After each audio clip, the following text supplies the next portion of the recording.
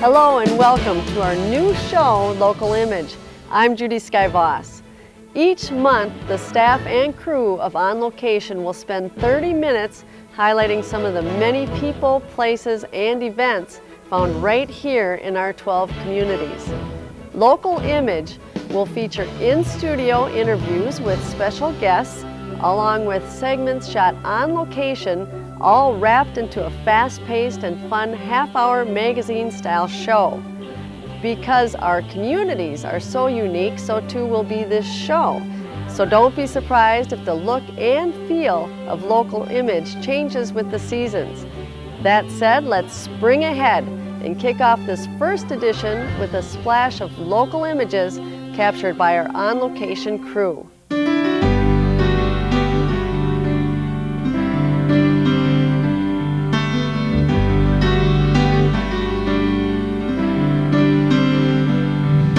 It may be August, but summer is far from over. And if you want proof of that, just come to downtown North St. Paul any Friday night now through September for the weekly History Cruise. And it's the History Cruisers and their classic cars that will provide the backdrop for this edition of Local Image. And we'll rev it all up with a nostalgic story about a form of entertainment that was created specifically with the automobile in mind.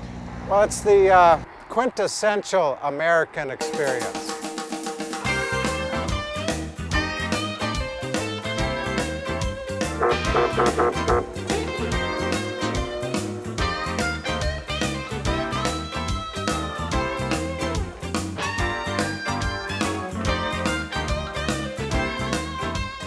The drive-in movie theater.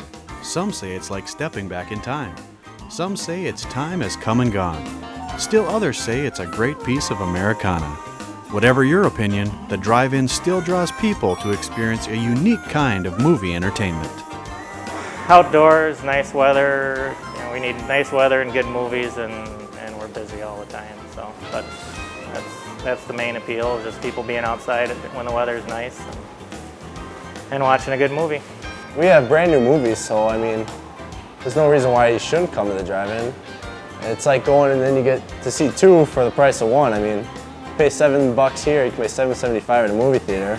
Plus you can bring your own food and bring your dog if you have a dog and cook out, get some hot dogs and hamburgers, do whatever you want. It's pretty fun. Summer night, drive-in's a great place to be. On a good summer night, good weather, nothing better than the drive-in. 2 movies for $7, first-run movies. Used to be I could stay for the Dusk Till Dawns when I was a kid. The Dusk Till Dawn horror movies are all Elvis, but I can only make it through 2 now. 3 movies every night, anywhere from an hour and a half to 2.5 hours. So we can go anywhere from 5-hour night to a 7.5 hour night. More and more people are coming to them because there's, 3 left in Minnesota, maybe 2 left. So, I mean, unfortunately, they're going out of business. So I think people are saying, hey, they're not going to be around long enough. Let's see what it's about. The drive-in was started by Richard Hollingshead in June of 1933. After that, drive-in theaters started popping up all over the U.S. Their numbers rose to over 4,000 in the late 50s. But with time, the drive-in theater fell victim to larger movieplexes with more screens and the higher cost of land in developing areas. Today, there are only a few drive-ins left. Here in the Twin Cities, we are still fortunate enough to have one.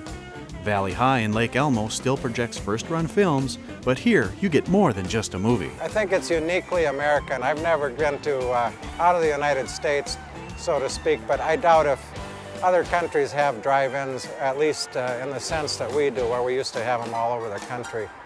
And the movie is secondary. It doesn't matter what you show. It's the big screen, the huge screen, so if you're seeing a car crash, it's 50 feet high to me. It's open, it's not closed in. Be quiet, stay where you are, you know, you can do just about anything you want. If you don't like the movie, you can get up, walk around, and go throw stuff around, you know, just as long as you don't break anything, and we're fine with it. I mean, a movie theater is a movie theater, but drive-in, it's kind of special. It's just outside and great location right off the highway. I mean, everyone sees it. We have 5 kids, so trust me when I say it's a lot cheaper coming here and being able to watch 3 movies with 5 kids than going into a theater, and that adds up pretty quick. So it's the price, and I think just the atmosphere, and just from when I was younger and how much fun it was going to the movies, and I like being able to give that to the kids. Built in 1965, the Valley High Drive-In still draws many people each week. However, there is a group that the drive-in seems to appeal to the most. Anybody. Anybody. Yeah, if you like a movie, even if you don't like a movie, just to see something that big going on and see something this big and all the different people. We have a lot of teenagers and we have a lot of middle-aged, and we have a lot of grandmas and grandpas coming. We get families, we get teenagers, we get older people, you know, changes with the movie. If you get we try and get movies that appeal to the widest range of people. Fridays and Saturdays, if the weather's nice, you better get here early or you're not going to get in. Sunday through Thursday, there's always plenty of room, but every year the weekdays are getting busier and busier. Working at the drive-in was once like any other job, but today it has become quite rare, and some like it just for that reason. It's a different job in the aspect that there's not a lot of drive-ins around. Not many people can say they work at a drive-in. I've been coming here since I was little. I know Bob, who owns the place, for a long time, since I was just tiny. The hours, I like the nightlife. The people, you get such a variety of people. I mean, it's fun. I like working with all the people. It's completely different than what I do for my normal job of cooking all day long, and this is kind of relaxing.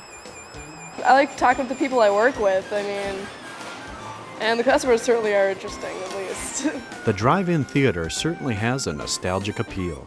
But what do the customers think of Valley High? They just love it. We get people come in every night that say this is their first time to a drive-in ever, or since they were teenagers. And then you get regulars that every Friday when we have a new movie, they're out there first in line. I wouldn't really go to a movie theater to see the same movie over and over, but I mean, I see the same people over and over with the same movies, so I think they like it a lot. When I talk to a lot of the customers, we get a lot of repeat people coming because they love the drive-in. There's only 1 or 2 left around, and they enjoy coming here. It's a family thing. They can barbecue outside, they can bring their animals with, and they have a good time. Not only fun, and you can walk down the aisles and people are playing catch or grilling out, or come in here, play some video games, get your picture taken, look at the great artifacts of our old past drive-ins, and it's just a fun place to be, I guess. It's the people. It's being in the environment of your own vehicle. You can make as much noise as you want. You can have a beer. You can smoke a cigarette. You can honk at the gratuitous nudity. You know, you can make some noise and have some fun, and you watch the people. Like right over there, ball games going on before the drive-in. On the weekends, there'll be people barbecuing out here. There'll be small parties going on, people that know each other. It's huge. Look at this. It's bigger than a football game. It's bigger than a baseball game. Yeah, what's not to like? So the next time you find yourself in the mood for a movie, consider the Valley High. Because at the drive-in, it's not just a movie. It's a multifaceted experience.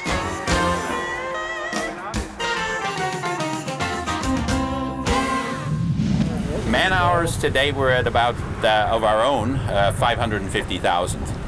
The project's about 90% complete. All of the major work has been done. I take a tour, I lead a tour, a walk over the 10th Street Bridge here, and basically explain to everyone what it is we're doing. And our engineers tell us actually that the bridge would stand up based purely on what we're about to put in the bridge in the next week or 2. Most of our people are working around about 70-hour weeks. We've been on site 24 hours a day, with the exception of a very few hours, I think, over Christmas and on July the 4th. The amount of work we did, for a long while, we were billing at $1 million a day. We're putting in place $1 million worth of work per day, and I don't think I've ever done that before. And there are very, very few jobs that are $1 million a day work. Most of the employees are locals. The majority of them are hired through the Union Hall, which is just on the other side of the 3rd Avenue Bridge. Okay. Our contractual completion date is December 24th of this year, and we're aiming to be complete in early September. Nothing has been easy, but everything's been possible and everything's been done. It's been a continuous grind forward. We've got to where we are now. I better touch a little bit of wood here because we're not yet finished. Well, we're very proud with what we've done to date, and we'll find out a short time from now how good the finished product feels. Well, that's...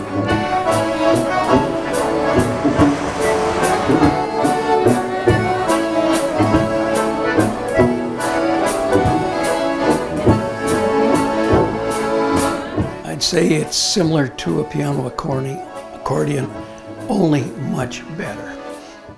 This thing, you sit on your lap, you can't see your hands. It's the 6 inches between your ears and your heart that makes it work. It's like comparing a violin to a guitar. They're both string instruments, but they're totally different. The only thing that a concertina and a piano accordion have are the reeds and the bellows. And the bellows operate the wind in order to make the reeds respond. A piano accordion, it's the same sound whether you push or pull the bellows. Same sound. On a concertina, each button has 2 tones like a harmonica. Notice there are numbers above the notes, and that's how we play. We play by number, so there's somewhat more difficulty in playing the concertina versus the piano accordion. But they definitely have a very distinct sound.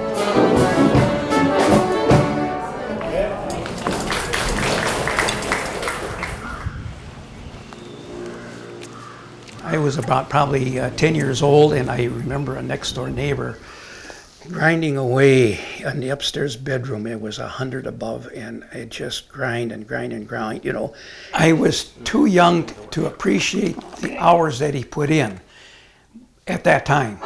But after I went over to his house and listened to him play, I says, now I can see that the reward he got out of putting all that hours of practice in. And then when I got involved in the instrument, wanting to learn how to play, and so I contacted, his name was Donald Joswick, and I talked to Don. I says, would you be interested in giving me lessons? And he says, yeah, I'll give you lessons. A friend of mine's brother got married, and he says, would you mind getting a couple of guys and playing? And it was over on Dale and Thomas underneath a bakery, and that was where I played my first gig that I in the world is you no longer are an amateur. If you got paid, you're now a professional. So I built my first concertina. I finished it in 1989. Well, I got started because I was a tool maker. I was a plastic and die casting bowl maker. And there was a fella in Minneapolis that he was doing some building. And he was a good repairman and just very knowledgeable. So I got to know him, and I'd go over there and visit. And then, you know, someplace along the line, I says, well, I'd probably like to make a few. So we started importing the reeds from Italy. It's strictly a hobby. This is not a business. This is something that I enjoy doing. We use basswood because it's light and it's strong. We try to make the instrument as light as possible because it just makes it easier to play. You know, you start adding up the cabinets, the covering, the engraving, the tuning, the bellows. That's where it all adds up, and that pretty soon you've got some real dollars involved in the basic parts of the instrument. Around 10,000, yeah. I do the tuning using a Conn Strobo tuner, and what I do is I have a tuning table here, and it plays the reed, and this tells me whether it's sharp or flat. There are 374 reeds in each instrument, and each one has to be put on pitch. Each one has to be put on pitch. So that takes, the tuning probably is probably a week. It's a good 40 hours alone just in the tuning. I'll tell you, seeing the finished product is really very, very rewarding. I've got 40 concertinas that were built, and they are in 9 different states.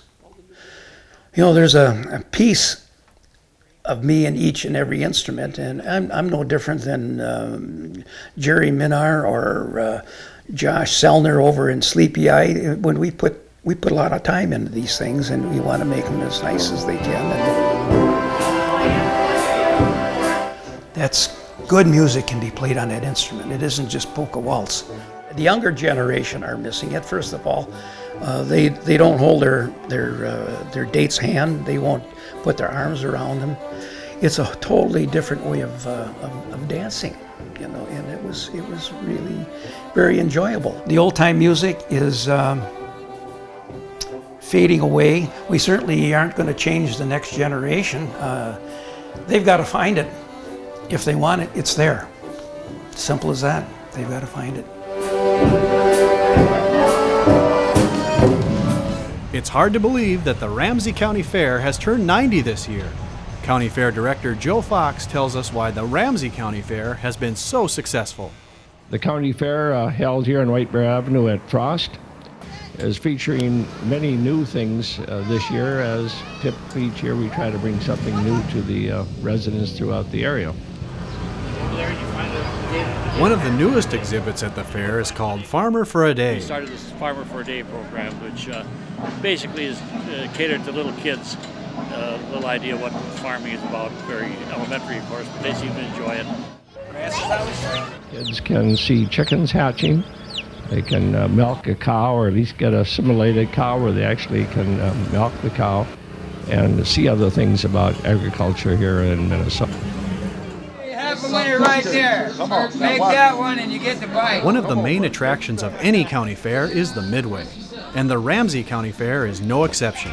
For the past 6 years, Ramsey County Fair and Gold Star Entertainment have teamed up to provide rides and games for all ages. Throw it underhand all the way to the top. This ain't karate. My name is Noe. I'll be your host for the night. And this is what goes on here. Always learn, all right? No tricks, no gimmicks, nothing but skills. We're not here to con people. What color should we give Dad? We're here for the kids, you know?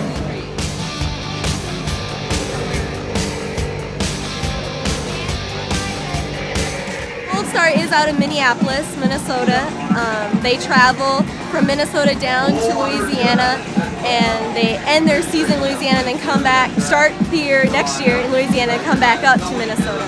We're in what we call our county fair seasons, where we'll hit mostly all county fairs, which most of them run a Wednesday to Sunday. A couple start Tuesday to Sunday, which is even harder because then we have to travel Sunday night, get everything done, mostly Monday night, so we can open up on Tuesday. So those are tighter for us, and we try not to travel too far, or else we're driving, you know, all night and then we're tired. So we try to keep the fairs pretty close to each other.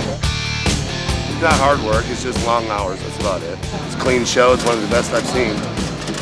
And what would the fair be without that great fair food? Jambalaya, red beans and rice. We have pork butt on a stick and chicken and sausage gumbo. 4 years ago, I took early retirement, and I'm from Louisiana. I like to cook. So we bought this trailer, and we started out with racing events, NASCAR, NHRA, IRL racing. However, a good friend of mine that owns this show invited us to come up to Minnesota, because we're off right now for 3 weeks, and to see if we can get people in Minnesota acclimated to this type of food. This is our secret barbecue sauce, special barbecue sauce. That's how it comes. I've been trying to eat more healthy. When I was a child, I ate way too many corn dogs, hot dogs, and I still love popcorn. And growing up, I ate the food out here almost exclusively. every now and then my mom would make a real dinner, and that was like a big deal. We had a real dinner today, or somebody would bring us a home-cooked meal or something, like our grandparents or something. So yeah, I did eat a lot of fair food. So whether you come for the rides, the carnies, or the pork butt on a stick, the Ramsey County Fair is a sure crowd pleaser.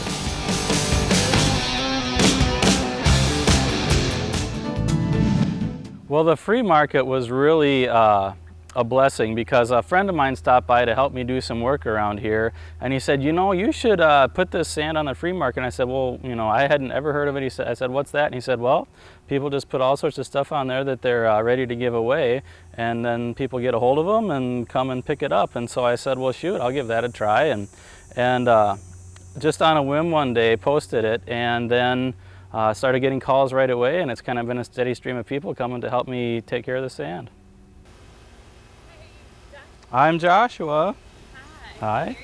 Nice to meet you. Sam. All right, well, here it is. We've been taking it from this side. Well, the first reaction that most people have is, wow, that's a lot of sand.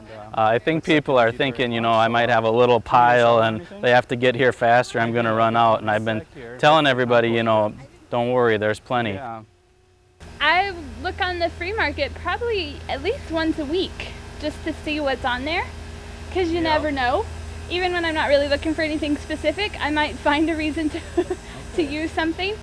Well, we've got a sand volleyball court here that we inherited from the previous owner. He wanted to go pro and moved down to Florida, and he left us with a lot of sand. Like to come play in my Yeah. sandbox. Well, it's perfect sand for sandboxes because there's no glass in it. It's absolutely clean, and it's not the kind that sticks to your clothes, so they won't be wearing it all home. So are you taking this out? Well, we're going to take out enough so that we can put black dirt over the top and plant some grass. So I don't think I would have thought to look on here for sand, but you know, I was kind of going through and I was like, oh, I could use that. And I've used it several times before. I've also gotten rid of a lot of stuff. Having to do a yard sale is just too overwhelming, so I was cleaning some stuff out last summer and had a bunch of calls and put it in my front yard before I went to work, and it was gone when I came home. You know, I might put it in a bag or something for someone. It was perfect for that kind of stuff. We're at 400 exchanges a week. In the metro area, 1 out of every 6 households is using the free market. And it's still growing every day. Tracking use of the free market is an important element to this reuse recycle program, according to Susan Hubbard, CEO of Eureka Recycling, the organization that operates Twin Cities Free Market. Eureka Recycling was created by another nonprofit. The St. Paul Neighborhood Energy Consortium created it to focus exclusively on waste reduction and recycling. At the Neighborhood Energy Consortium, they were doing those programs and energy programs and transportation programs. And with the events that were happening in the metro area, they said this really needs some dedicated attention. And so Eureka Recycling was born, and we basically, our mission is to demonstrate to people that waste is preventable. And so it's more than just recycling. It has to be about reusing, which is where the free market fits in, but also reducing, you know, thinking about what you're buying and when you're buying it, and if you're going to be able to recycle it later or reuse it. And in '97, nobody was doing residential exchange. There were some business exchange programs where big commercial quantities of pallets or shrink wrap or whatever, they were trying to do some exchanges because so much of it was usable, it was going into landfills. But residentially, it was just too small to make a difference. And that's where we saw this opportunity. And we said, you know, if we can do this without buying a space, if we can do this on this cyber thing, you know, where we don't have to invest in something, we could pull this off. In my opinion, what the internet was meant to be for, you know, kind of a community forum where everybody could kind of connect, and people talk about technology separating people. I think this is a great example of how technology brings people together. So how easy is it to use Twin Cities Free Market? It's really easy. You get on the free market, which is www.twincitiesfreemarket.org. And you can go right to that website, or you can go to our website, which is eurekarecycling.org, and it'll link you to it. So that's an easy way to do it. Also, all the counties, if you're in, you know, Washington County or Ramsey County, you can go to the county website and they have a link to it. It was easier than I thought. All I had to do was type in my name and contact phone number, and it just took a few seconds to type that in on the free market, and just like that it was posted. It makes me so happy that I can actually help people out while they're helping me out. Everybody who came has been so friendly, and we've had such a great time getting to know the people. In fact, we even took pictures of some of the kids that came to fill buckets of sand. To see kids just like tickled pink because they're getting free sand for their sandbox is a lot more enriching than seeing it go in a dump truck off to some landfill somewhere or some gravel pit. I mean, the latest push is all across the country and the world. There are communities that are adopting zero waste goals. So there are cities that are saying, we will be zero waste by 2025. We will be zero waste. There is an ability and there's a vision in these younger people's minds especially, that none of this stuff has to be thrown out. That we can either design it, you know, or so that it's reusable, and then reuse it over and over, and then when it's finally used up, make sure that you've designed it so what's left is recyclable. And we talked about it, you know, 15 years ago, but they see it. It's just an expectation, so it's really fun to be a part of that. And what about Joshua's expectation to remove all that sand? Well, I don't know if it keeps going like it has been. I think we're going to make a really big dent in it by the end of the summer. But we're definitely going to keep a little corner here so we can have our own little sandbox eventually. Now that smells good. But you know what stinks? We've come to the end of our show. Thanks for tuning in, and look for an all-new edition of Local Image coming in April. Until then, keep an eye out for the on-location production truck and camera crew to roll through your community. We may just be looking for you. See you next time right here on Local Image. Until then, thanks for watching Local Image. And as always, thanks for watching Local Image. And thanks for watching Local Image. Until next time, thanks for watching Local Image. Let's do it. Thank you for watching Local Image. And as always, I thank you for watching Local Image. And I do thank you for watching Local Image. As always, I do thank you for watching Local Image. Until then, I'm Judy Skyvoss, and I do thank you for watching Local Image.